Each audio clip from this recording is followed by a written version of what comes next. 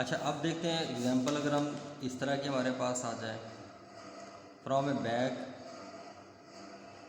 4 red balls and 6 white balls are drawn, 3 balls at random without replacement. If x is a random variable which denotes the number of red balls, यानी x इसको represent कर रहा है red balls को, what is the probability distribution of x।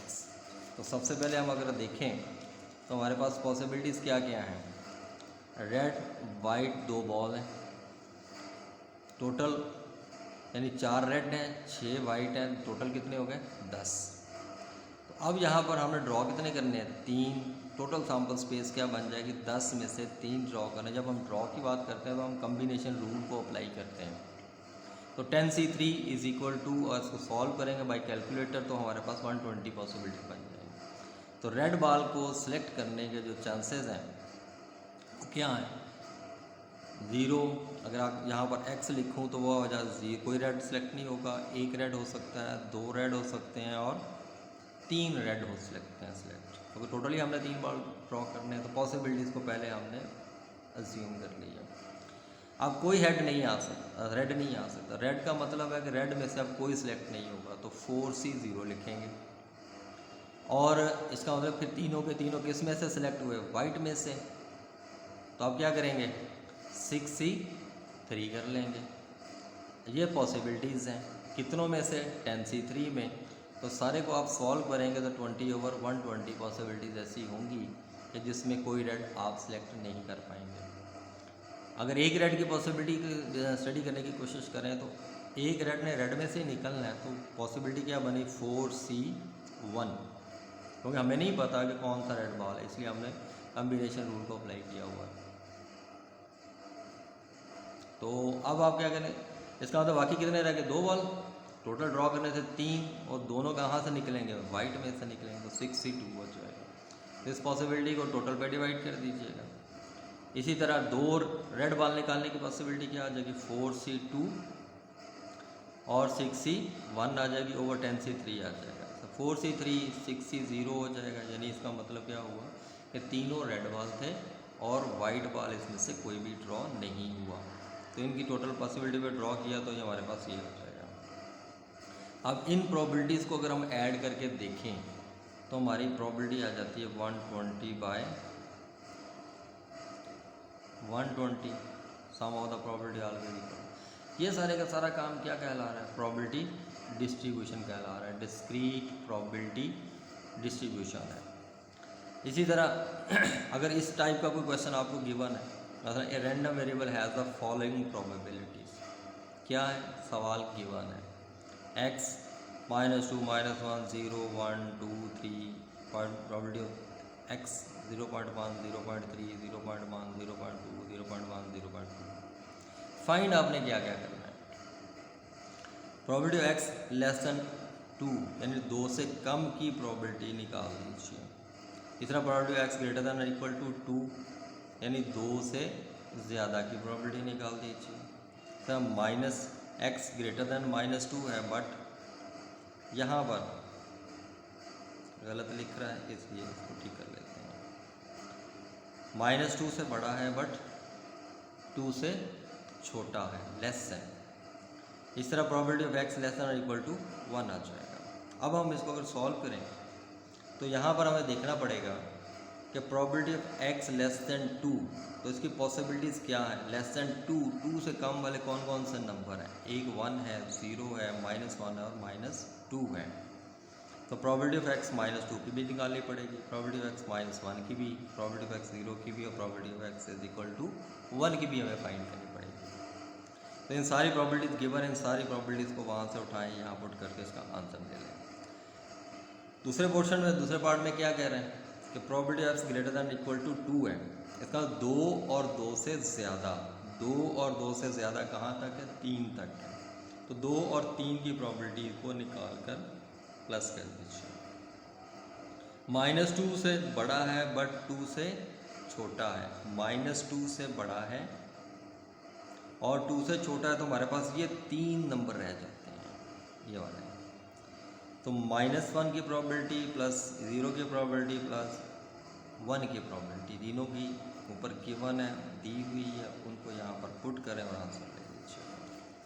And इसमें देखें fourth part में less than equal to 1, 1 और उससे कम, 1 और उससे कम, कम कहाँ तक है, -2 तक है।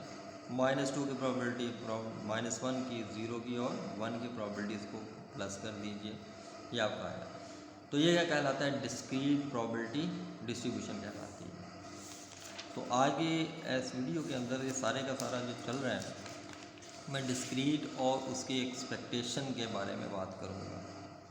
तो इसके बाद हम बात करते हैं इसकी मैथमेटिकल एक्सपेक्टेशन के बारे में। Suppose random variable x assumes values as x1, x2, so on, xn। अगर जनरल बात को हम बाय डेफिनेशन देखें इसे, अलॉन्ग विद द प्रोबेबिलिटीज़, उनकी प्रोबेबिलिटीज़ के साथ, probability of x1, probability of x2, probability of xn, then mathematical expectation और expected value of x denoted by expected value of x is defined as, क्या होगा, इसको हम बोलते हैं प्रोबेबिलिटी के सेंस में मीन बोलते हैं। एक्सपेक्टेड वैल्यू x बराबर होता है, अगर वेरिएबल को उसकी प्रोबेबिलिटी के साथ करस्पॉन्डिंगली मल्टीप्लाई कर दें तो वो एक्सपेक्टेशन बन जाती है। x1 probability of x1, x2 probability of x2, xn so on, probability of xn के साथ मल्टीप्लाई कर दिया। अब हम इसको समराइज़ कर दें, सम कर दें, तो समेशन क्या है, i फ्रॉम 1 to n, इसकी फॉर्म में इसको लिख दिया गया है। तो एक डिस्क्रीट वेरिएबल के तौर पे से लिखा जाए। अगर कंटिन्यूस में लिखेंगे तो हम इस तरह लिखेंगे कि minus plus integrate x from -1 की, 0 की और 1 की प्रोबेबिलिटीज़ को प्लस कर दीजिए, ये आपका आएगा। तो ये क्या कहलाता है, डिस्क्रीट प्रोबेबिलिटी डिस्ट्रीब्यूशन कहलाती है। तो आगे इस वीडियो के अंदर ये सारे का सारा जो चल रहा है, मैं डिस्क्रीट और उसकी एक्सपेक्टेशन के बारे में बात करूँगा। तो इसके बाद हम बात करते हैं इसकी मैथमेटिकल एक्सपेक्टेशन के बारे में। Suppose random variable x assumes values as x1, x2, so on, xn। अगर जनरल बात को हम बाय डेफिनेशन देखें इसे, अलॉन्ग विद द प्रोबेबिलिटीज़, उनकी प्रोबेबिलिटीज़ के साथ, probability of x1, probability of x2, probability of xn, then mathematical expectation और expected value of x denoted by expected value of x is defined as, क्या होगा, इसको हम बोलते हैं प्रोबेबिलिटी के सेंस में मीन बोलते हैं। एक्सपेक्टेड वैल्यू x बराबर होता है, अगर वेरिएबल को उसकी प्रोबेबिलिटी के साथ करस्पॉन्डिंगली मल्टीप्लाई कर दें तो वो एक्सपेक्टेशन बन जाती है। x1 probability of x1, x2 probability of x2, xn so on, probability of xn के साथ मल्टीप्लाई कर दिया। अब हम इसको समराइज़ कर दें, सम कर दें, तो समेशन क्या है, i फ्रॉम 1 to n, इसकी फॉर्म में इसको लिख दिया गया है। तो एक डिस्क्रीट वेरिएबल के तौर पे से लिखा जाए। अगर कंटिन्यूस में लिखेंगे तो हम इस तरह लिखेंगे कि minus plus integrate x into F of X into D of x for the continuous random variable, ये हम अगली वीडियो में देखेंगे। अब अगर हम इसका मीन निकालना चाहते हैं तो मीन बाय डेफिनेशन क्या है, expected value of variable x minus उसका मीन और उसके होल स्क्वायर कर दें। तो सारे को ओपन करें तो हमारे पास जो फार्मूला बनता है वो ये वाला है, किसका, वेरिएंस का, expected value of X square minus expected value of X का होल स्क्वायर। तो प्रॉपर्टीज़ ऑफ एक्सपेक्टेशन अगर हम देखें तो ये बहुत इम्पॉर्टेंट है इंटर के स्टूडेंट्स के लिए, लेकिन आगे की जितनी भी फर्दर स्टडी है उसको समझने के लिए इसका यहाँ पर इल्म होना बहुत ज़्यादा ज़रूरी है। अगर एक्सपेक्टेशन हम किसी कांस्टेंट की लें, अब कांस्टेंट के लिए कोई भी लेटर इस्तेमाल कर सकता है, A B C D whatever the word letter कोई भी लिया जा सकता है। तो expected value of A is equal to A आ जाएगा मेरे पास। तो expected value of A X, यानी अगर कांस्टेंट वेरिएबल के साथ मल्टीप्लाई हो तो हम क्या लिखेंगे, ए एक्सपेक्टेड वैल्यू ऑफ एक्स, यानी कांस्टेंट बाहर आ जाएगा और एक्सपेक्टेड वैल्यू ऑफ एक्स के साथ मल्टीप्लाई होकर दोनों का आंसर इक्वल हो जाएगा। इसी तरह थर्ड प्रॉपर्टी अगर इसकी हम देखें, थर्ड प्रॉपर्टी क्या, expected value of A X plus B is equal to A expected value of X plus B होगा। अब ये बी क्या कांस्टेंट है, तो ये दो प्रॉपर्टीज़ यहाँ पर इकट्ठी हो रही हैं, तो A expected value of X plus B आ जाएगा। इसी तरह अगर दो वेरिएबल की एक्सपेक्टेशन ली जाए जो प्लस माइनस साइन के साथ जुड़े हों, तो वैसे ही उनकी इंडिविजुअल एक्सपेक्टेशन के सम या डिफरेंस के इक्वल हो जाएगा। तो expected value of X plus minus expected value of Y हो जाएगा। इसी तरह अगर मल्टीप्लाई कर रहे हैं तो दोनों की एक्सपेक्टेशन इंडिविजुअल वेरिएबल की आपस में मल्टीप्लाई हो जाएगी, तो आंसर इक्वल हो जाएगा। तो ये इसकी अगर मैं एप्लीकेशन की बात करूं तो क्या कर सकते हैं कि financial manager decide investment in any project by using expected value. A project shows that positive expected values indicate profit should be accepted. अगर प्रॉफिट पॉजिटिव फॉर्म में आ रहा है हमारे सामने तो हम उसे एक्सेप्ट कर सकते हैं। A profit with a negative expected value indicate loss should be rejected. अगर हमें हमारे पास एक्सपेक्टेड वैल्यू माइनस में चले जाती है तो हमें उस प्रोजेक्ट को रिजेक्ट कर देना चाहिए, उसे एक्सेप्ट नहीं करना चाहिए। ये उसकी एप्लीकेशन में चले जाती है। अब हम इसको मैथमेटिकली सॉल्व करने की कोशिश करते हैं कि एक्सपेक्टेड वैल्यू एक्स निकालनी है। एक्सपेक्टेड वैल्यू एक्स का मतलब है कि ये एक्सपेक्टेशन किसकी ली जा रही है, वेरिएबल एक्स की ली जा रही है। ये क्या है, expected value of X square, ये होल का स्क्वायर नहीं है, ये इसका स्क्वायर है। वेरिएंट ऑफ एक्स निकाल लें, फिर इसकी स्टैंडर्ड डेविएशन एक्स निकाल लें। इस बी बार में क्या कह रहा है, एक्सपेक्टेड वैल्यू एक्स प्लस 4 निकाल लें। शो दैट एक्सपेक्टेड वैल्यू, ये सारी प्रॉपर्टीज़ को अब शो कर रहा है by question. Where X has the probability distribution आ जाती है। अब इसमें अगर मैं देखूं तो मुझे क्या क्या कैलकुलेट करना पड़ेगा, चले मैं आपको कैलकुलेट करके दिखा देता हूँ।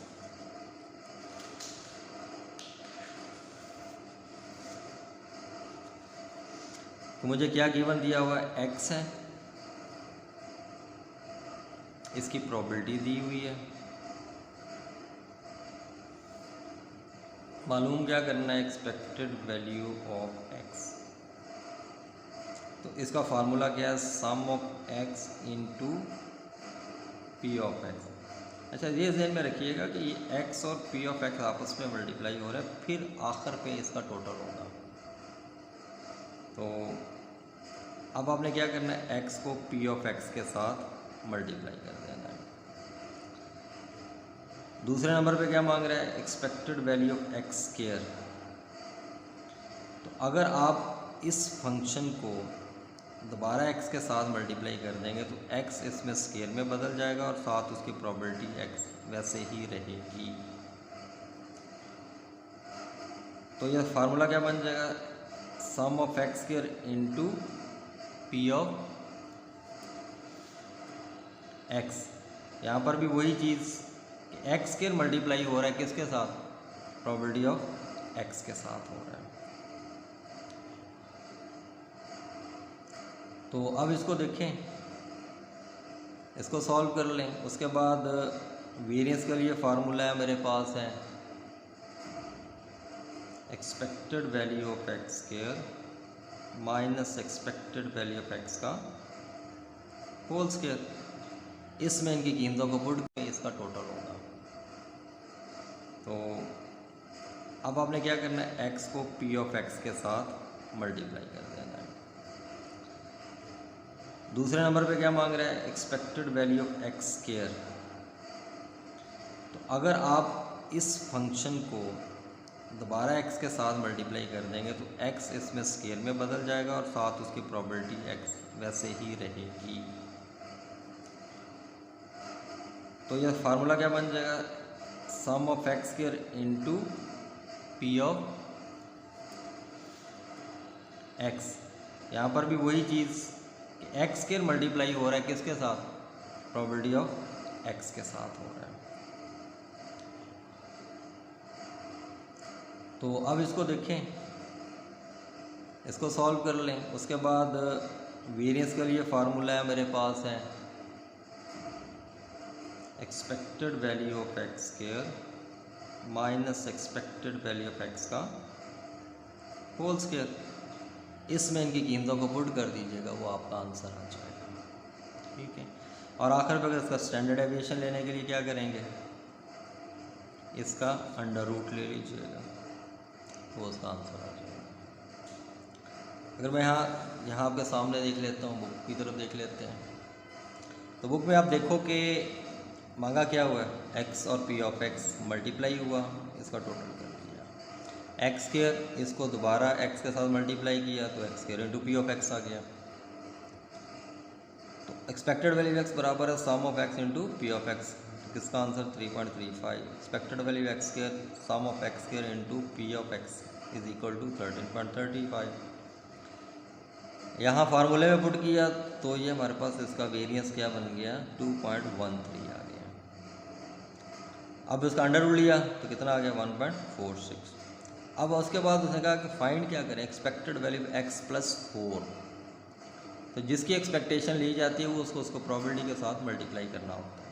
क्योंकि प्रोबेबिलिटी फंक्शन ऑफ एक्स है तो इसलिए उसे प्रोबेबिलिटी ऑफ एक्स के ही साथ मल्टीप्लाई करते हैं। पहले हम क्या करेंगे, एक्स के अंदर 4 को प्लस कर देंगे, एक्स की कीमतों में 4 ऐड कर दिया तो क्या बन गया, 1 + 4 5, 2 + 4 6, 3 + 4 7 एंड 8 9। अब प्रोबेबिलिटी ऑफ एक्स ऊपर दी हुई है, अब इसको इस वेरिएबल के साथ मल्टीप्लाई कर दिया तो ये बन गया। अब इसका टोटल करें तो 7.35 आ गया। इसको हम वेरीफाई भी करेंगे एंड पे आके कि क्या वाकई वो प्रॉपर्टी के तहत उसके इक्वल हो जाता है। उसके बाद आपने क्या किया, क्या थर्ड पार्ट में क्या कहता है, find expected value of 2x + 3 equal to किसके होना चाहिए, 2 एक्सपेक्टेड वैल्यू ऑफ x + 3 के होना चाहिए। तो expected value of 2x + 3 is equal to formula क्या बन गया, sum of 2x + 3 multiplied by probability of x is. अब इसको आपने 2x को 2 से मल्टीप्लाई करना है और इसमें 3 ऐड कर देना है तो ये वेरिएबल बन जाएगा। अब इसको प्रोबेबिलिटी ऑफ x के साथ मल्टीप्लाई कीजिएगा तो ये कॉलम आपका बन जाएगा। इस कॉलम का टोटल कीजिएगा, इसमें पुट कीजिए। अब चेक करते हैं कि left hand side equal to right hand side होती है या नहीं होती। तो राइट हैंड साइड हमारे पास क्या आ होनी चाहिए, 2 एक्सपेक्टेड वैल्यू ऑफ x + 3। तो एक्सपेक्टेड वैल्यू ऑफ x का आंसर हमारे पास 3.35 है, 2 से मल्टीप्लाई हुआ, 3 ऐड हुआ तो 9.7 आ गया। अब चेक कर लीजिए कि 9.7 इधर भी मौजूद है और 9.7 इधर भी मौजूद है। तो left hand side equal to right hand side. तो वेरीफाइड कि hence expected value of 2x + 3 is equal to 2 expected value x + 3 के इक्वल आ गया। ये है हमारे पास डिस्क्रीट प्रोबेबिलिटी डिस्ट्रीब्यूशन को सॉल्व करने का मेथड्स। यानी हम बड़ी आसानी के साथ इन चीज़ों को सॉल्व कर सकते हैं अगर हमारे जहन में वेरिएबल और उसकी प्रोबेबिलिटी को सॉल्व करना, और इनको फिर इजीली हम आगे चल सकते हैं। इस वीडियो में यहाँ तक ही है, तो बाकी मैं एक्सरसाइज की तरफ बढ़ूँगा। इससे अगली वीडियो में मैं एक्सरसाइज को सॉल्व कर दूँगा इन के लिहाज से। अल्लाह हाफिज़। इस वीडियो में आप देखेंगे क्वेश्चन नंबर 24 है, चैप्टर नंबर 7 है, प्रोफेसर आसम सूद साहब की बुक है स्टैटिस्टिक्स की, उसका क्वेश्चन है जिसमें आपने एक्सपेक्टेशंस फाइंड करना है। इसमें क्या दिया हुआ है कि let X be a random variable with the probability distribution. X given है, प्रोबेबिलिटी गिवन है, शो दैट, ये काफ़ी इंपॉर्टेंट क्वेश्चन है, बोर्ड में कई दफ़ा ये रिपीट भी हो चुका है। Show that expected value of 5x + 10 is equal to 5 in expected value of x + 10। ये प्रॉपर्टी है किसकी, एक्सपेक्टेशन की। And variance of x find करना है 2.45। तो हम चलें देखते हैं कि कैसे हम इसको सॉल्व करेंगे। तो मेरे पास फंक्शन गिवन है, क्वेश्चन नंबर है ये कितना, 24। इसमें x गिवन है,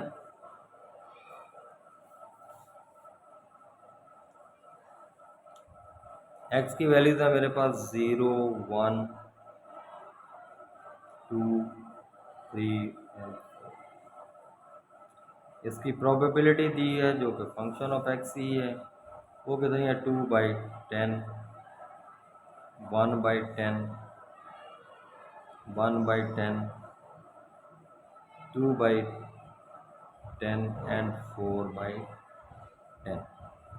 तो प्रोबेबिलिटी फंक्शन चेक करने के लिए क्या ये मुकम्मल है, तो अब इसको ऐड करके देखें। अपर साइड जो नोमिनेटर के अंदर कीमतें लिखी हुई हैं 2 + 1 + 1 4 6 और 4 कितना हो गया 10/10।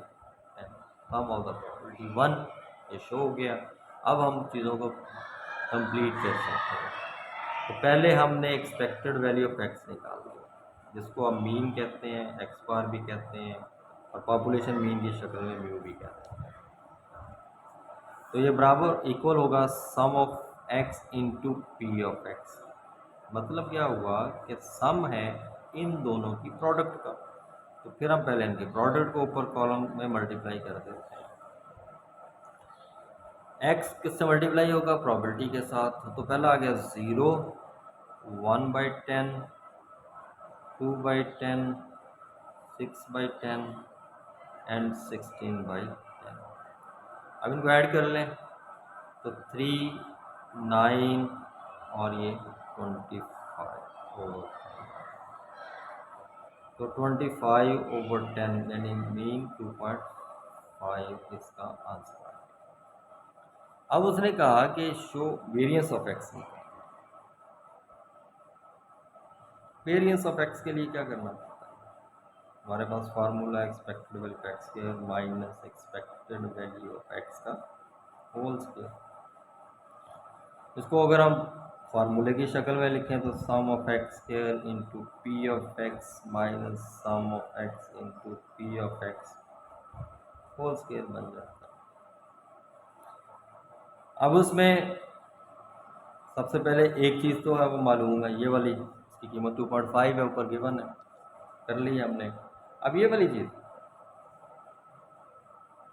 तो ये मालूम करनी है क्या है, सम है किसका x square into P of X का। अब ये वाला कॉलम क्रिएट करेंगे।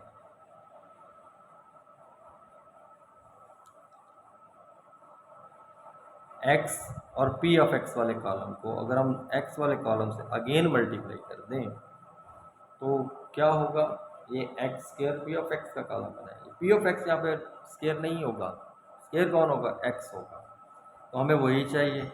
इस कॉलम को हमने इससे मल्टीप्लाई किया तो क्या आ गया 0। अब इसको इससे मल्टीप्लाई किया तो 1/10। अब इसको इससे मल्टीप्लाई किया तो 4/10। इस वैल्यू को इससे किया तो 18/10। 16 से किया तो 64/10। ठीक है। अब हमने क्या करना है, इनको ऐड कर लेना है। ऐड सिर्फ ऊपर वालों ने, क्योंकि डिनोमिनेटर सबका सेम है। तो क्या हो जाएगा, अब इसको ऐड कर लें तो 1 + 4 + 18 + 64 87। इसका आंसर क्या आ गया 87/10। डिवाइड कर लें तो 8.7 हो जाएगा।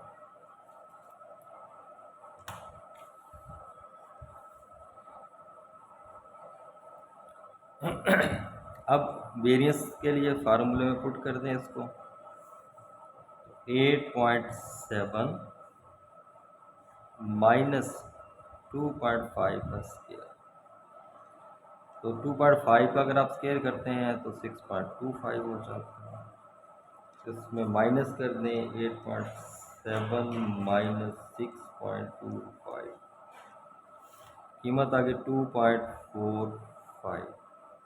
ये किसकी आ गई वेरिएंस ऑफ एक्स की। ये भी सॉल्व हो गया। अब और क्या मालूम करने को रह गया था हमारे पास, और था कहता है कि कंप्लीट करें, शो करना है आपने। शो क्या करना है, शो क्या करना है, expected value of 5x + 10 should be equal to 5 expected value of x + 10। Right side का तो सोल्यूशन हमारे पास है लेकिन लेफ्ट साइड का नहीं है। तो हम जानते हैं कि जिसकी एक्सपेक्टेशन जिस वेरिएबल की दी जाती है वो उसको उसकी प्रोबेबिलिटी के साथ मल्टीप्लाई करना होता है। तो हम क्या फाइंड करेंगे, एक्सपेक्टेड वैल्यू ऑफ 5x + 10। तो तो ये होगा 5x + 10 एक वेरिएबल है, पहले हमें इसको बनाना पड़ेगा। ये अपनी प्रॉपर्टी, क्योंकि ये फंक्शन ऑफ एक्स है इसलिए प्रॉपर्टी वही इस्तेमाल होगी जो ऊपर गिवन है क्वेश्चन में। तो अब पहले कॉलम कौन सा बनेगा, ये वाला।